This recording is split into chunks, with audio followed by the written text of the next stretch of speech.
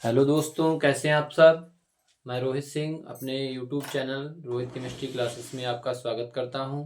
और आज हम लोग क्लास 10th साइंस में बहुत ही इम्पोर्टेंट टॉपिक पढ़ने वाले हैं, जिसमें हम लोग आज पढ़ेंगे कि लैंगिक जनन क्या होता है और पुष्पी पादपों में लैंगिक जनन कैसे होता है। जो फ्लावरिंग प्लांट होते हैं, जो पुष्पीय पादप होते हैं, उनमें लैंगिक जनन कैसे होता है। ठीक है, जल्दी से आ जाइए सभी लोग, वीडियो को लाइक कीजिए।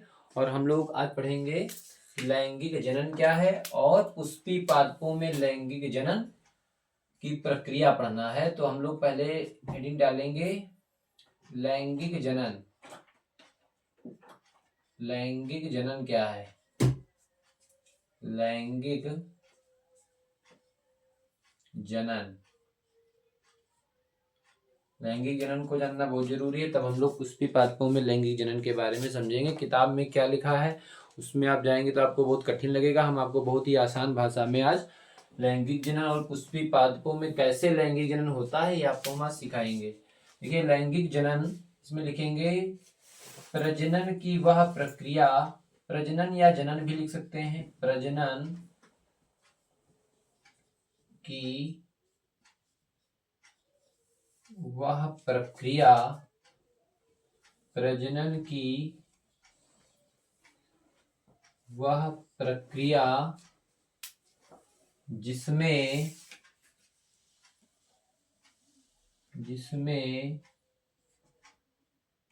विशेष जनन कोशिकाएं, जिसमें विशेष जनन कोशिकाएं, जिनमें विशेष जनन कोशिकाएं अर्थात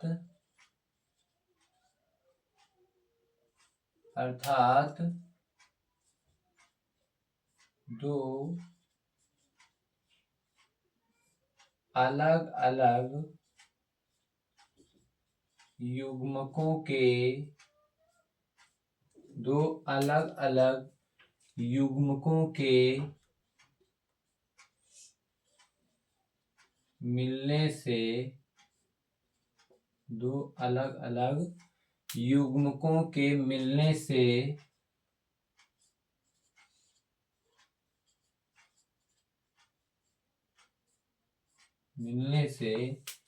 द्विगुणित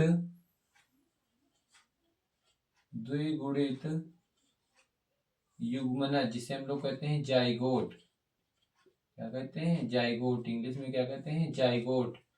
प्रजनन की वह प्रक्रिया जिसमें विशेष जनन कोशिकाएं, जिसमें नर जनन कोशिकाएं होती हैं और मादा जनन कोशिकाएं होती हैं। तो डिटेल में नहीं जाएंगे, हम लोग इंटर में पढ़ेंगे, लेकिन यहाँ पर आपको जानना है कि विशेष जनन कोशिकाएं अर्थात दो अलग अलग युग्मकों के मिलने से द्विगुणित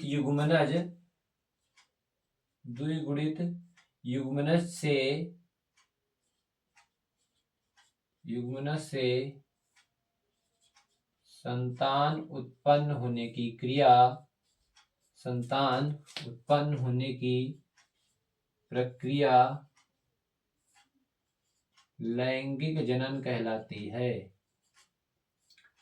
लैंगिक जनन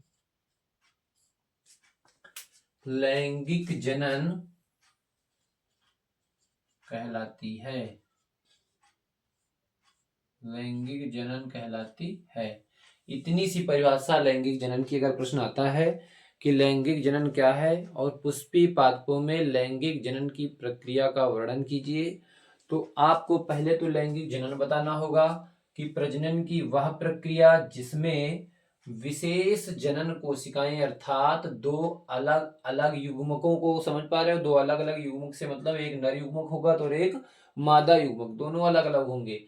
दो अलग अलग युग्मकों के मिलने से या संयोजन से द्विगुणित युग्मनज या जाइगोट बनता है, और उसी जाइगोट से संतान उत्पन्न होने की जो प्रक्रिया है ये कहलाती है लैंगिक जनन। बहुत ही आसान परिभाषा है। अब हम लोग देखेंगे यहाँ पर कि जो पुष्पी पादपों में लैंगिक जनन है, किसमें? पुष्पी पादपों में। हेडिंग डालेंगे हम लोग पुष्पी से मतलब जिसमें पुष्प होते हैं, पुष्पी पादपों में पुष्पी पादपों में लैंगिक जनन, पुष्पी पादपों में लैंगिक जनन डाल लेंगे हम लोग। पुष्पी पादपों में लैंगिक जनन, बहुत ही आसान भाषा में आप लोग को मैं बता रहा हूँ और उसको लिख लीजिएगा जिससे आपको आसानी से ये चीज तैयार हो जाए, याद हो जाए। पुष्पी पादपों में लैंगिक जनन, तो पुष्पों में, पुष्पी पादप जितने भी ऐसे प्लांट हैं जिनमें फ्लावर होते हैं, फूल होते हैं, उनमें कौन जनन की प्रक्रिया में कौन सहायक होता है, कौन सा पार्ट होता है प्लांट का जो जनन में सहायक होता है। तो जो पुष्प होता है वो किसी भी पौधे के लिए क्या होती है, जनन के लिए एक विशिष्ट संरचना होती है। में लिखेंगे किसी भी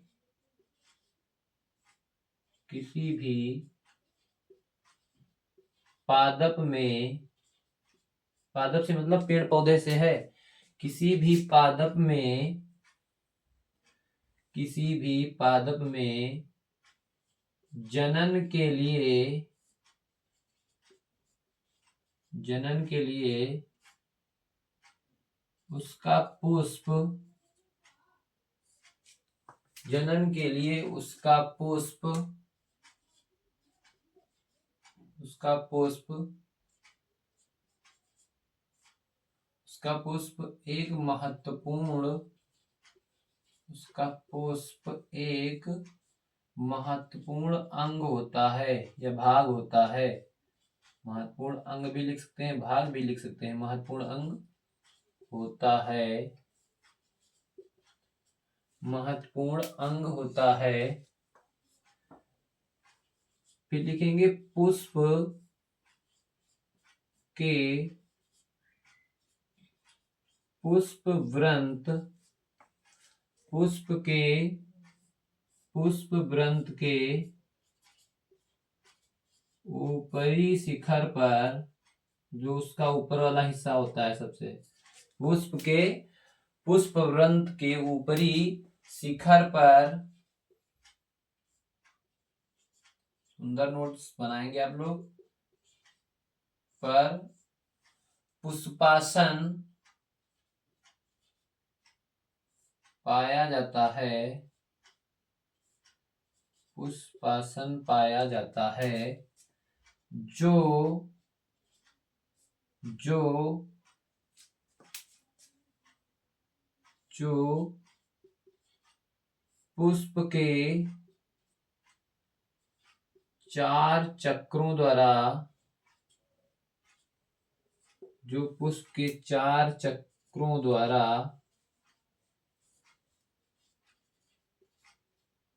घिरा रहता है। 4 लेयर होती हैं, घिरा रहता है, जिसे जिसे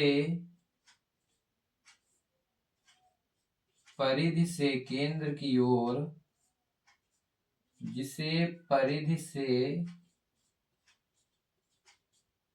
केंद्र की ओर, जिसे परिधि से केंद्र की ओर क्रमशः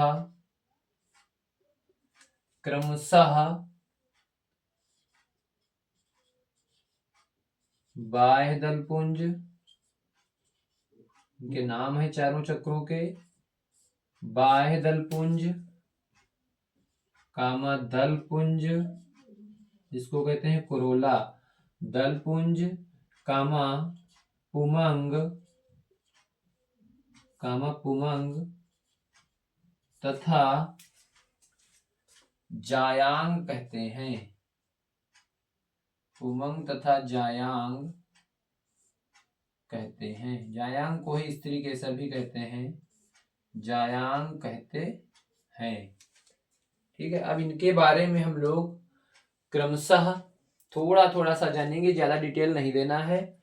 कि किसी भी पादप में जनन के लिए उसका जो महत्वपूर्ण अंग होता है वो पुष्प होता है, और पुष्प के पुष्प व्रंत से उसके ऊपरी सिरे पर उसका पुष्पासन लगा होता है, पाया जाता है, जो पुष्प के 4 चक्रों द्वारा घिरा रहता है, जिसे परिधि से केंद्र की ओर, परिधि से केंद्र से, परिधि से केंद्र की ओर का मतलब यह है कि किसी भी हम जैसे यहाँ पर ये कोई केंद्र है, सेंटर है बीच में, और हम ऊपर से बोर्ड की तरफ से आए तो मतलब बाहर से अंदर की ओर।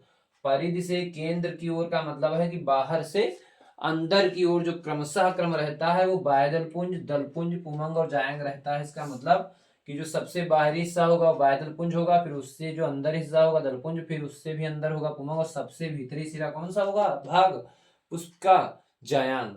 तो परिधि से केंद्र की ओर से मतलब यही है कि जब बाहर से अंदर की ओर हम चलेंगे क्रमशः, तो सबसे पहले बाह्य दलपुंज पड़ेगा, फिर दलपुंज पड़ेगा, फिर पुमंग, और फिर सबसे भीतरी संरचना जो होगी वो जायांग की होगी। ठीक है, तो हम लोग यहाँ पर थोड़ा थोड़ा सा इनके बारे में लिखेंगे, हेडिंग डालेंगे बाह्य दलपुंज, बाह्य दलपुंज। ज्यादा डिटेल में नहीं जाना, इसको इंग्लिश में कैलिक्स बोलते हैं, कैलिक्स, CALYX, कैलिक्स। इसमें हम लोग लिखेंगे यह यह यह पुष्पासन का, यह पुष्पासन का सबसे बाहरी भाग होता है, सबसे बाहरी भाग होता है, जिसकी इकाई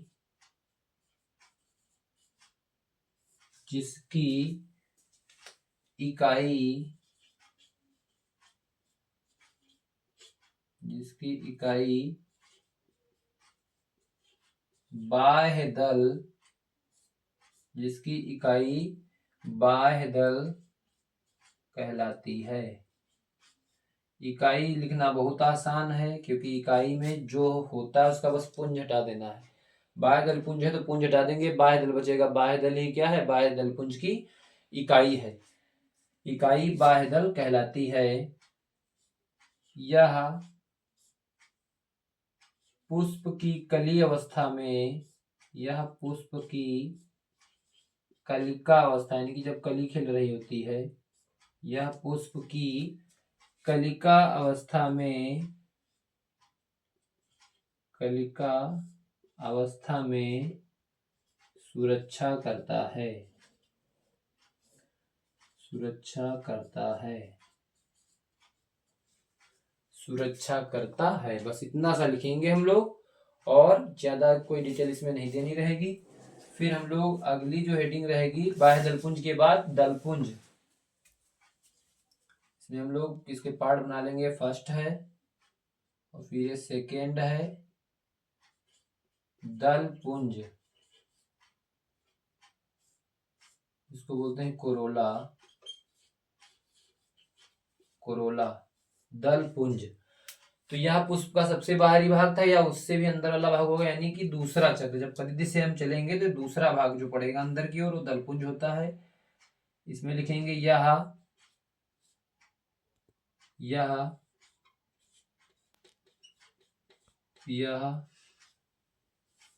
पुष्पासन का दूसरा चक्र, दूसरा चक्र होता है, दूसरा चक्र होता है, जिसकी इकाई, जैसे उसकी जिस बाह्य दलपुंज की इकाई बाह्य दल थी, ऐसे ही दलपुंज की इकाई दल हो जाएगी, जिसकी इकाई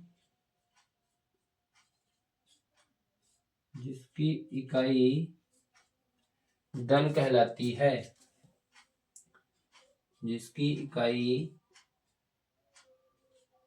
दल कहलाती है। यह रंगीन होते हैं, जो दलपुंज होते हैं कैसे होते हैं, कलर्ड होते हैं, रंगीन होते हैं। यह रंगीन होते हैं, यह रंगीन होते हैं, तथा परागण में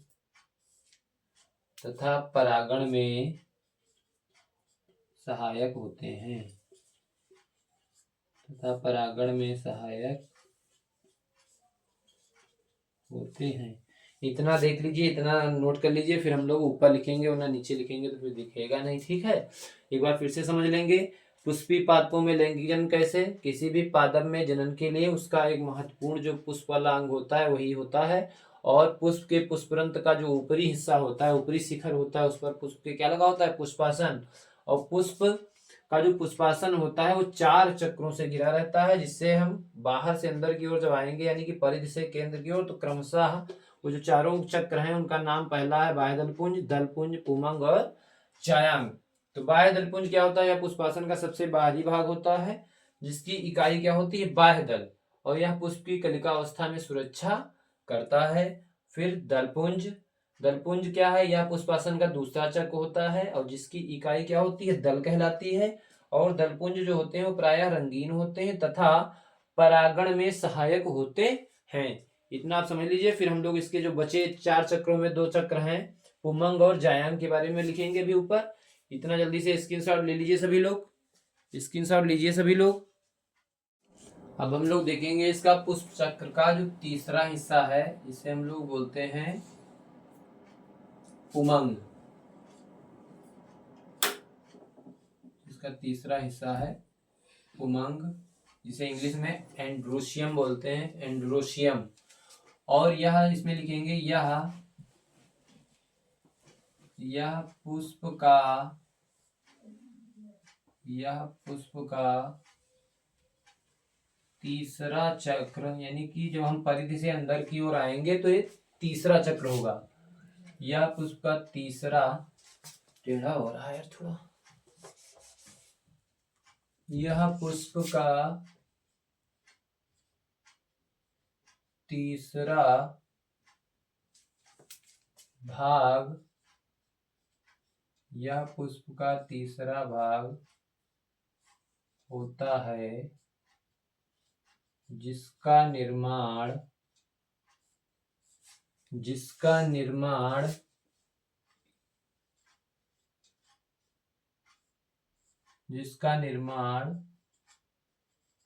पुंकेसरों द्वारा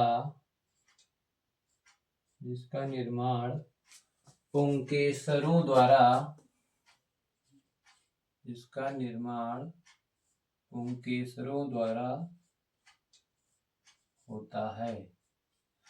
इसका निर्माण पुंकेसरों द्वारा होता है। पुंकेसर नर जनन भाग होते हैं, पुंकेसरों द्वारा होता है। यह पुष्प का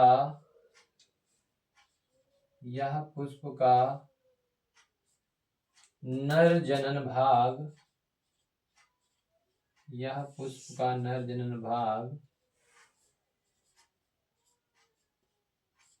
होता है।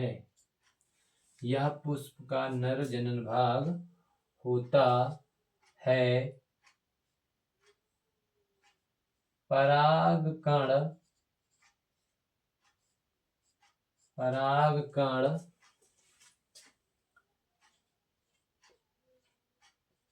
परागकण परागकोश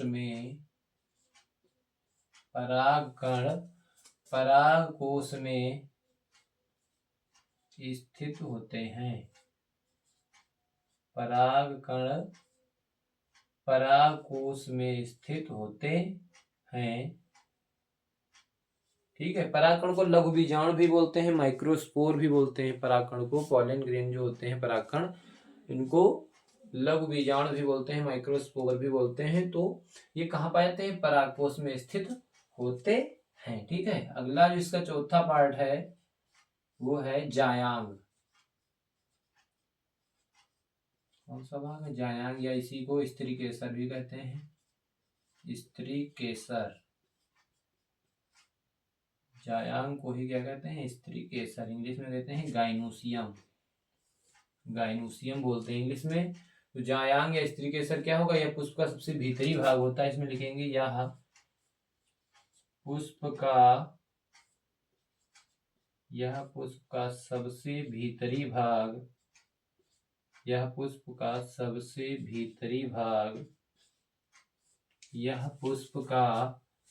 सबसे भीतरी भाग यह पुष्प का सबसे भीतरी भाग होता है जिसका निर्माण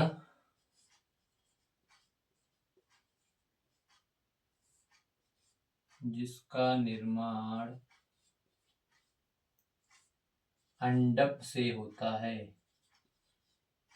अंडप को इंग्लिश में कहते हैं कार्पेल। जिसका निर्माण अंडप से होता है। और ये जो पुमंग, ये जो जायंग हमारा है या स्त्री केसर, ये पुष्प का कौन सा भाग है? मादा जनन अंग है। जिसका निर्माण अंडप से होता है तथा यह पुष्प का मादा जनन अंग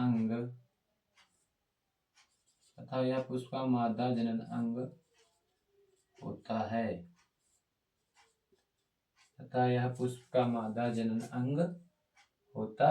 है। ठीक है, इतना सा इसमें हम लोग लिखेंगे और फिर हम लोग देखेंगे इसमें जो इतने 3-4 पार्ट उसके हो गए जो पुष्प चक्र होते हैं पुष्पासन के चारों ओर, जो पुष्पासन जिनसे घिरा रहता है। आप क्योंकि हम लोग पढ़ रहे हैं पुष्पी पादपों में लैंगिक जनन, तो लैंगिक जनन होगा कैसे? क्योंकि इसमें नर युग्मक कौन है? परागकण। नर युग्मक कौन है इसमें? परागकण। और परागकण जब तक पहुंचेंगे नहीं पुष्प के वर्तिकाग्र पर तब तक निषेचन क्रिया होगी नहीं। और निषेचन क्रिया परागकण पर हो, वर्तिकाग्र पर होती भी नहीं है। निषेचन की क्रिया कहाँ होती है? बीजांड में भ्रूणकोश पाया जाता है, वहां पर होती है। तो सबसे पहले तो एक काम यह है लैंगिक निषेचन के लिए कि परागकण किसी भी तरह से पुष्प के वर्तिकाग्र पर पहुंचे। तो इसमें जो आ जाएगा अगला जो पार्ट इसी में लैंगिक जनन में ही है, परागण। लिख डालेंगे हम लोग परागण, जिसको पॉलिनेशन भी बोलते हैं। इस पर अलग से भी क्वेश्चन आता है। और पुष्पी पादपों में लैंगिक जनन में परागण सहायक होता है, क्योंकि परागण प्रक्रिया के बिना पुष्पी पादपों में लैंगिक जनन नहीं संपन्न होगा।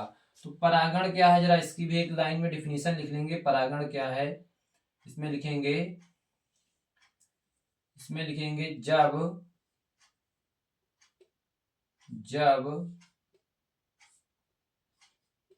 पराग कणों का पराग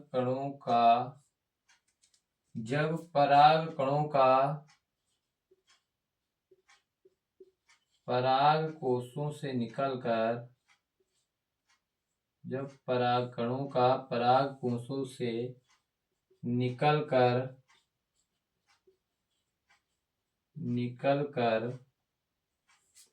से निकलकर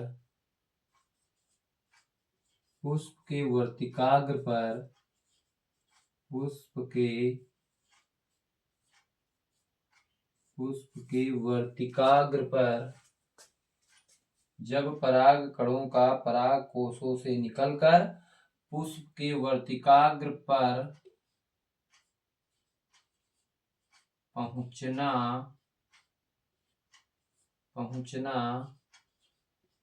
परागण कहलाता है।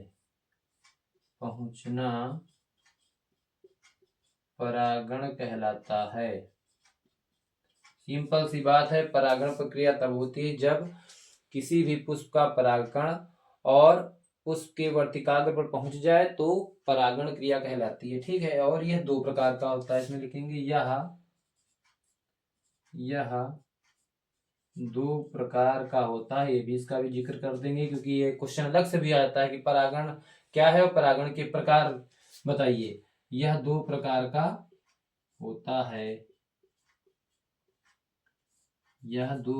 का होता है। सबसे पहला तो इसमें है स्वपरागण। क्या है? स्वपरागण कैसे होता है? सेल्फ पॉलिनेशन, जिसे इंग्लिश में बोलते हैं, हिंदी में बोलते हैं स्वपरागण, इंग्लिश में बोलते हैं सेल्फ, अपने आप। स्व का मतलब अपने आप, स्वतः। सेल्फ पॉलिनेशन या स्वपरागण बोलते हैं। ठीक है, तो स्वपरागण में क्या होता है? जब किसी पुष्पी पादपों में किसी पुष्प से परागकण निकलकर या तो उसी पुष्प के वर्तिकाग्र पर पहुंच जाए या उसी पौधे के किसी अन्य पुष्प के वर्तिकाग्र पर पहुंच जाएं तो यह प्रक्रिया जो होती है कहलाती है स्वपरागण। इसमें लिखेंगे जब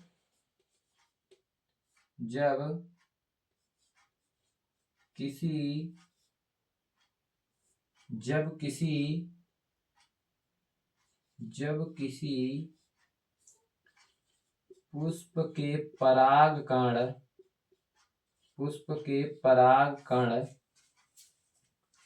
उसी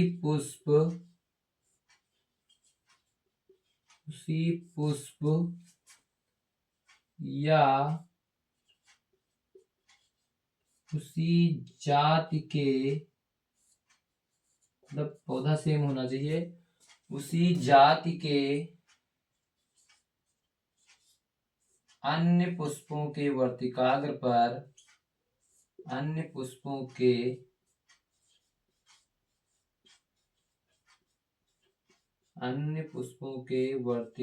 पर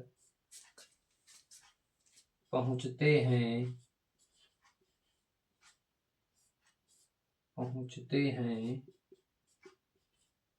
तो यह प्रक्रिया स्वपरागण कहलाती है। तो यह प्रक्रिया स्वपरागण कहलाती है।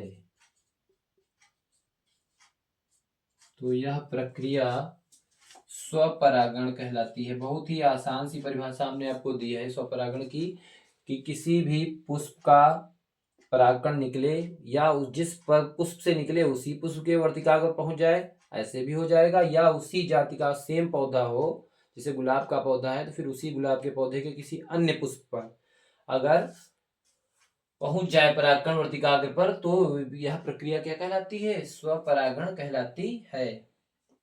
और प्रायः यह जो है द्विलिंगी पुष्पों में देखा जाता है। ठीक है, स्वपरागण की जो प्रक्रिया होती है प्रायः द्विलिंगी पुष्पों में प्रदर्शित होती है, दिखती है। दूसरा इसका जो पार्ट है वो है पर परागण।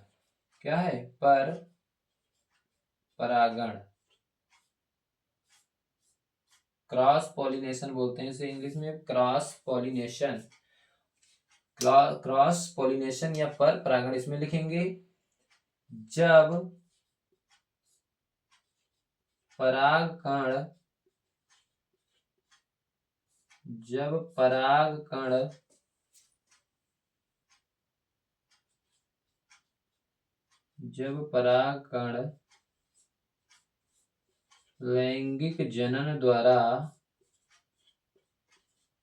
परागकण लैंगिक जनन द्वारा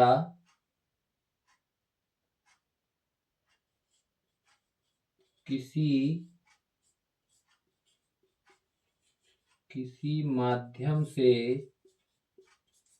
माध्यम से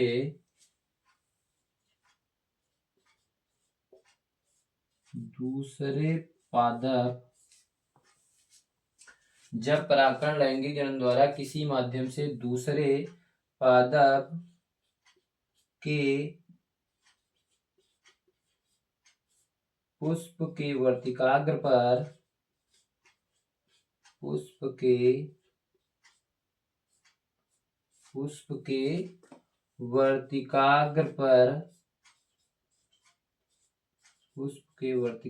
पर जब परागकण लैंगिक जनन द्वारा किसी माध्यम से दूसरे पादप के पुष्प के वर्तिकाग्र पर पहुंचते हैं, लिख लीजिए, पहुंचते हैं,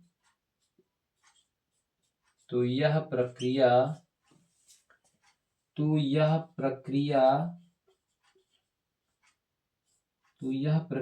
परागण कहलाती है। तो यह प्रक्रिया परागण नहीं, सॉरी, तो यह प्रक्रिया पर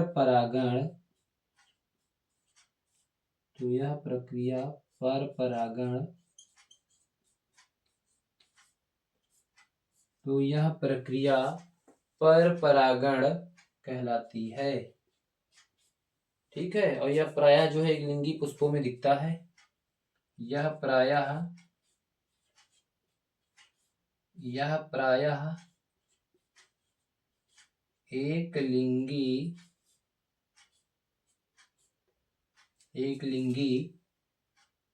पुष्पों,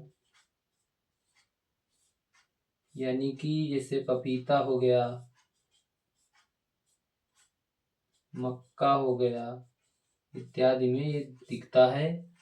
यह प्राय एकलिंगी पुष्पों में प्रदर्शित होता है।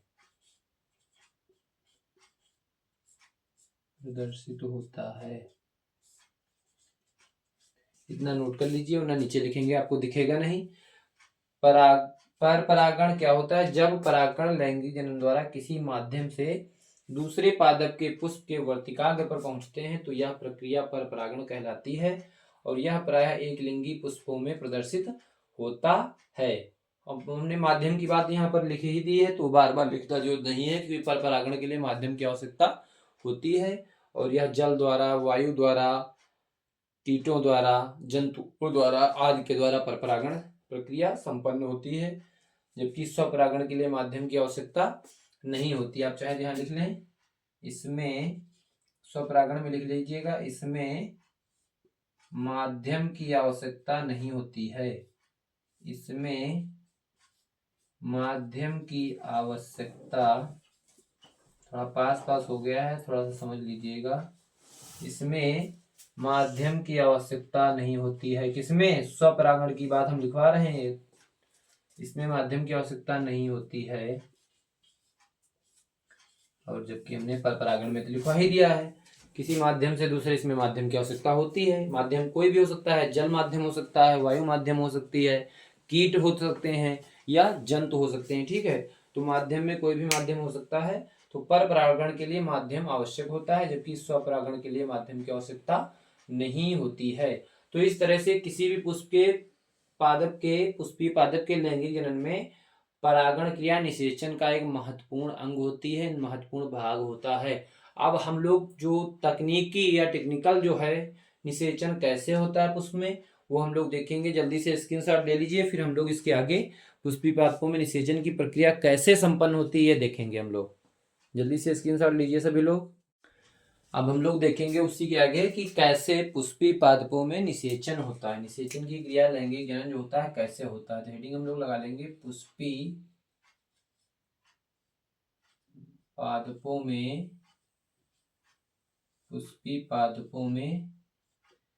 निषेचन कैसे होता है, कैसे निषेचन की क्रिया संपन्न होती है, वो हम लोग देखेंगे। जो फ्लावरिंग प्लांट होते हैं उनमें फर्टिलाइजेशन कैसे होता है, पुष्पीय पादपों में निषेचन क्रिया कैसे होती है, इसमें हम लोग देखेंगे। जो पुष्पीय पादप होते हैं इसमें लिखेंगे हम लोग पुष्पीय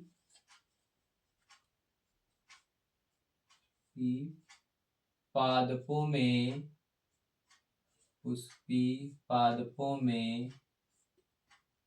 निषेचन की क्रिया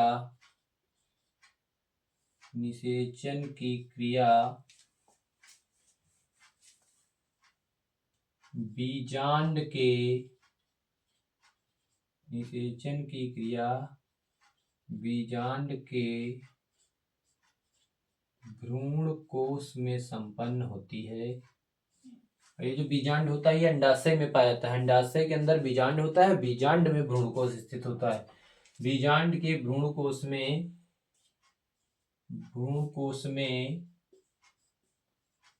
संपन्न होती है। बीजांड के भ्रूण कोश में संपन्न होती है। भ्रूण कोश में संपन्न होती है, जिसमें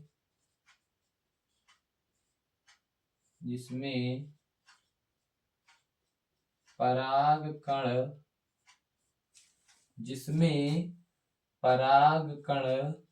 का जनन केंद्रक, ऐसा केंद्रक जो क्या होता है जनन में भाग लेता है। परागकण का जनन केंद्रक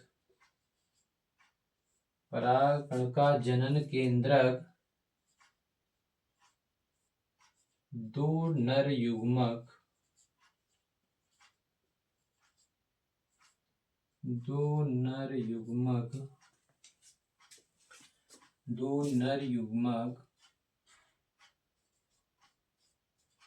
दो नर युग्मक का निर्माण करता है। दो नर युग्मक का निर्माण करता है।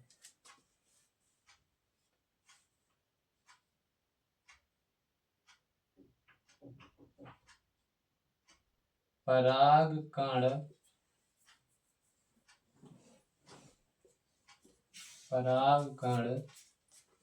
से निकली हुई परागकण से निकली हुई परागनलिका परागकण से निकली हुई परागनलिका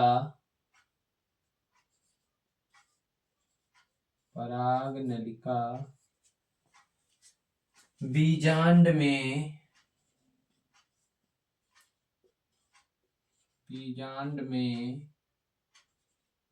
बीजांड द्वार से प्रवेश करती है। बीजांड द्वार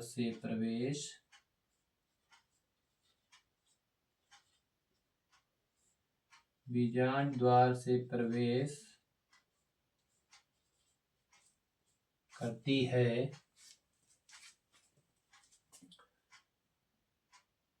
जो दोनों नर युग्मकों को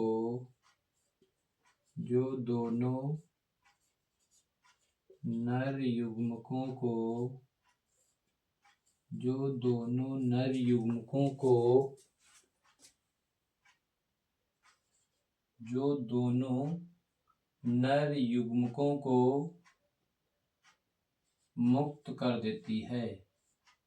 जो दोनों नर युग्मकों को मुक्त कर देती है। दोनों नर युग्मकों को मुक्त कर देती है। जिससे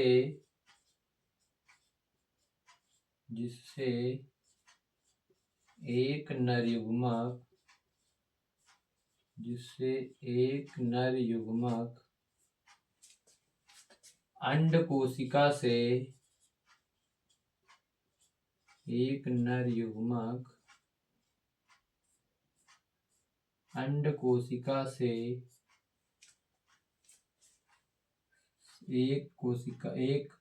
कोशिका से संयोग करके या निषेचन करके या मिलके अंड कोशिका से संयोग करके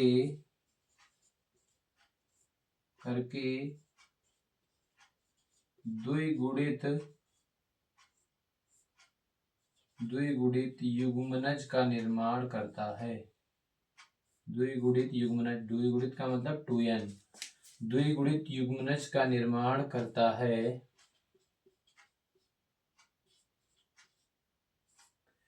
द्विगुणित युग्मनज का निर्माण करता है। अतः इसे सत्य निषेचन कहते हैं। अतः इसे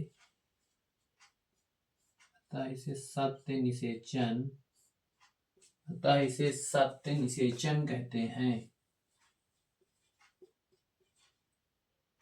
अतः इसे सत्य निषेचन कहते हैं।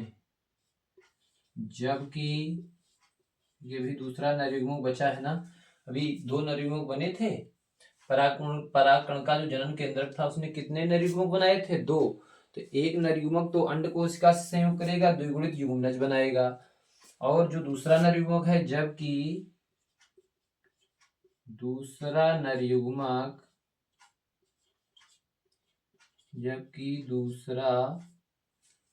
युग्मक कमा लगा लेंगे द्विगुणित दूसरा नर युग्मक द्विगुणित द्वितीय केंद्रक से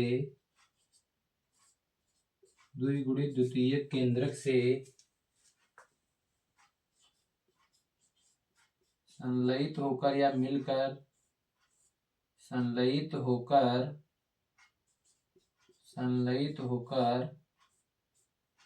त्रिगुणित संलयित होकर त्रिगुणित का मतलब 3n, त्रिगुणित प्राथमिक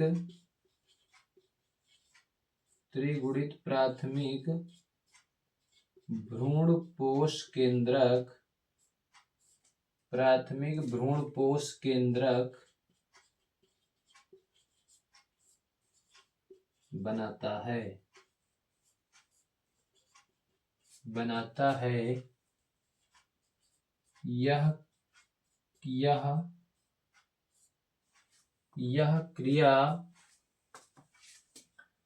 त्रिसंलयन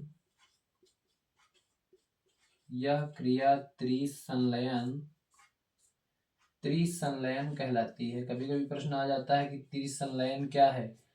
त्रिसंलयन यही है कि जब दूसरा नरयुग्मक क्या करता है, द्विगुणित द्वितीयक केंद्रक से मिलकर त्रिगुणित प्राथमिक भ्रूणपोष केंद्रक बनाता है, तो यह क्रिया त्रिसंलयन कहलाती है। आगे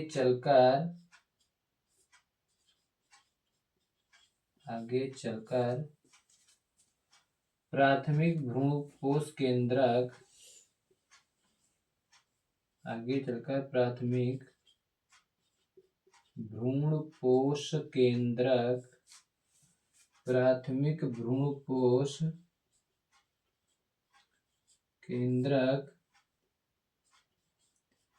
वृद्धि करके, इसमें डेवलपमेंट होता है, ग्रोथ होता है, वृद्धि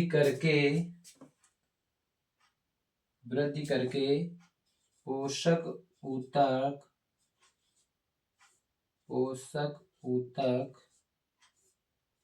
भ्रूणपोष का निर्माण करती है। भ्रूणपोष जिसे इंग्लिश में कहते हैं एंडोस्पर्म, भ्रूणपोष को कहते हैं एंडोस्पर्म। पोषक ऊतक भ्रूणपोष का निर्माण करता है।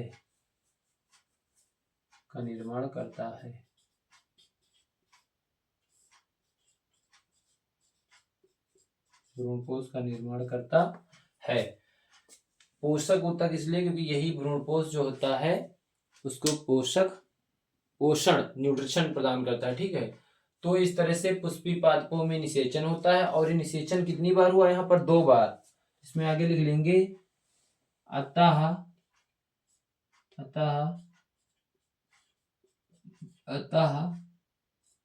निषेचन की क्रिया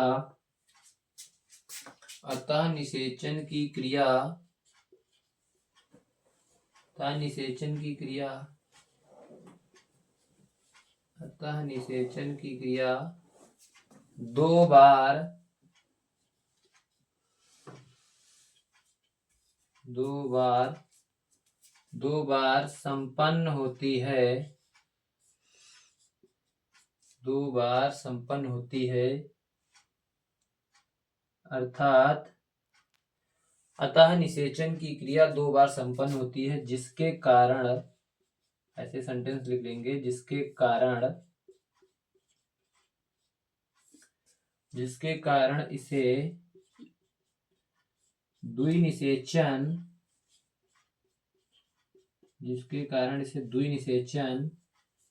इसी को दोहरा निषेचन भी कहते हैं, क्योंकि 2 बार होता है इसलिए इसको दोहरा निषेचन भी कहते हैं।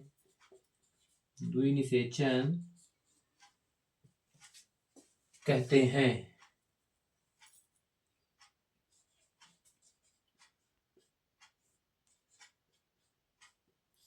ठीक है, इस तरह से ये पुष्पी पादपों में पूरी निषेचन की क्रिया होती है। एक बार फिर से देख लेंगे। पुष्पी पादपों में निषेचन की जो क्रिया होती है वो कहाँ होती है, बीजांड के अंदर जो भ्रूणकोष स्थित होता है वहां पर उसके अंदर संपन्न होती है। और जिसमें होता क्या है कि जो परागकण होता है उसका जो एक जनन केंद्रक होता है वो 2 नरयुग्मक का निर्माण करता है। और परागकण से निकली हुई जो पराग नलिका होती है वो बीजांड द्वार से, जहां से उसको रास्ता मिलता है बीजांड में, उसी को कहते हैं बीजांड द्वार में प्रवेश करती है। और जो दोनों नरयुग्मकों को वहां पर क्या कर देती है, बीजांड में मुक्त कर देती है, जिससे एक नरयुग्मक, क्योंकि 2 नरयुग्मक बनाए थे, तो एक नरयुग्मक वहां जाकर अंडकोशिका से संयोग करके द्विगुणित युग्मनज बनाएगा, जिसे जायगोट कहते हैं। और इस प्रक्रिया को कहते हैं सत्य निषेचन।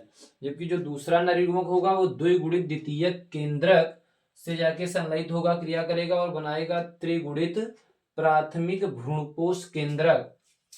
क्या बनाएगा? प्राथमिक भ्रूणपोष केंद्रक बनाएगा और यह क्रिया कहलाती है त्रिसंलयन, क्योंकि यह त्रिगुणित होता है ना, तो यह क्रिया कहलाती है त्रिसंलयन। और आगे चलकर यही जो प्राथमिक भ्रूणपोष केंद्रक है ये वृद्धि करता है और पोषक ऊतक भ्रूणपोष में बदल जाता है, यानी कि भ्रूणपोष का निर्माण करता है।